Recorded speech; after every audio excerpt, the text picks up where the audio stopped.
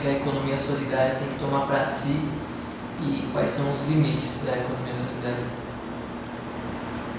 Eu acho que a palavra tarefa, não sei bem como é que se aplica, porque é um movimento de milhões de pessoas que lutam para ter uma vida melhor para eles próprios e criar dentro da sociedade brasileira uma sociedade de iguais, livre, em que não há trabalho subordinado, ninguém manda em ninguém, que é um sonho que vem desde o século XIX, etc., mas que é possível tornar realidade.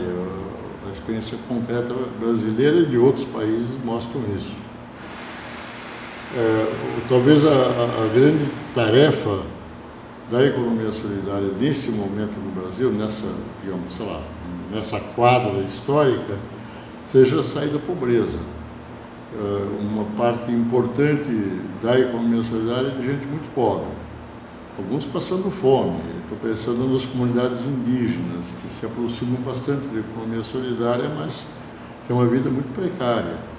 Também quilombos, também assentamentos da reforma agrária, ou seja, há pobreza na economia solidária. Como é que se combate essa pobreza? De um lado, evidentemente, dando mais capital para eles, para poder aperfeiçoar o que quer que seja a sua atividade econômica, e mais formação também, mais assistência técnica, e isso a gente está procurando fazer. Eu não diria que são tarefas, mas são coisas necessárias. E só para explicar como é que a gente age, as políticas da Secretaria Nacional de Economia Solidária são discutidas com o Fórum Brasileiro de Economia Solidária e, quando são específicas, com os próprios interessados diretamente. Então, a maior parte das vezes a nossa ajuda se dá através de convênios.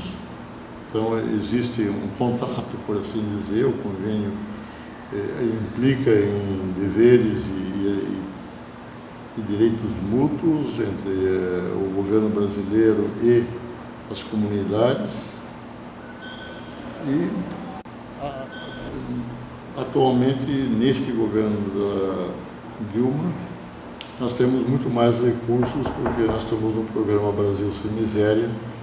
Então, isso coincide exatamente com o que a gente precisa fazer na economia solidária, e temos tido, além de um orçamento algo maior, transferências de recursos do Ministério do Desenvolvimento Social, especificamente para a inclusão produtiva urbana, que é, digamos, a nossa tarefa dentro do programa Brasil Sem Miséria. Sobre as políticas econômicas do governo Dilma, Sim. você acha que nós podemos chamá-las de neoliberais? Como você as caracterizaria? Elas não são neoliberais e também não deixam de ser, quer dizer, nesse momento as políticas econômicas, está pensando só nas econômicas, tem as políticas sociais que têm implicações econômicas também.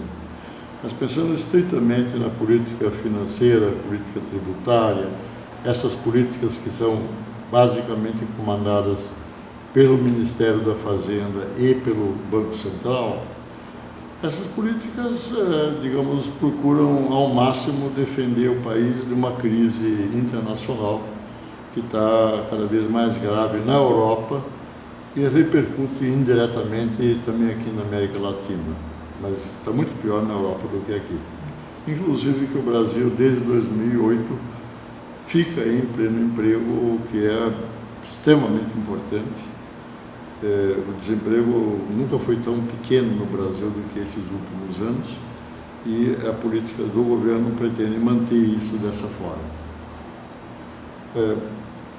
É difícil dizer se elas não são neoliberais, porque uma parte, vamos dizer, das políticas de qualquer país estão condicionadas pela globalização.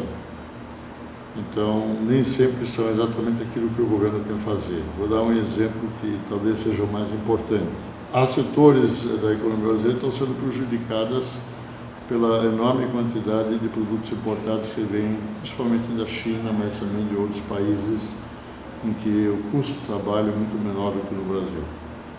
Eu defendo que nós deveríamos defender a indústria nacional, porque não faz sentido nenhum, em nome da liberdade de comércio, você permitir que fechem fábricas e se perca trabalho no nosso país.